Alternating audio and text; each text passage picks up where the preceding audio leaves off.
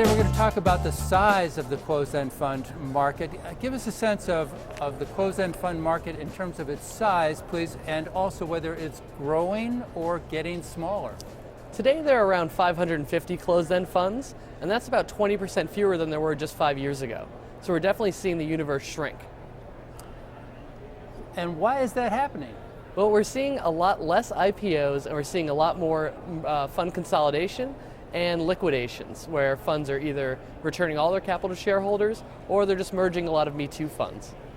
Well, thinking about the needs of investors, is this a good thing or is this possibly a not such a good thing? It could be a good thing for investors. In the case of a fund merger, you're going to have greater economies of scale, which could lead to lower costs. And also overall, if the supply of closed-end fund shares is shrinking and demand stays the same, we might see a positive impact on discounts.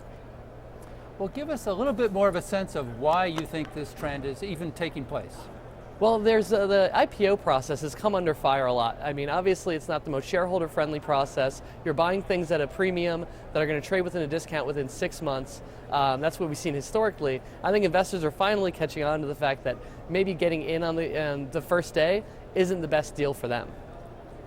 And what do you think fund sponsors are thinking about in terms of the size of the market? Are they concerned, and are they planning to do anything?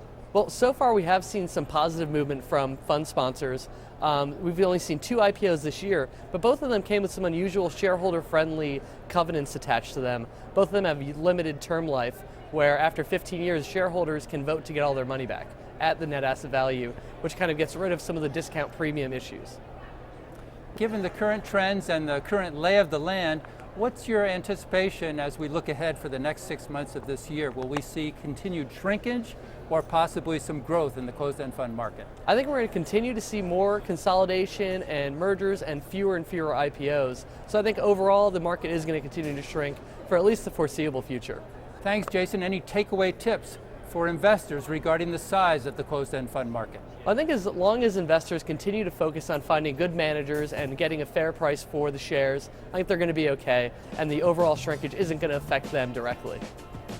For more information and data on individual closed-end funds, visit our sponsor, CEFConnect.com, the authority on closed-end funds. This is Closed-End Fund News.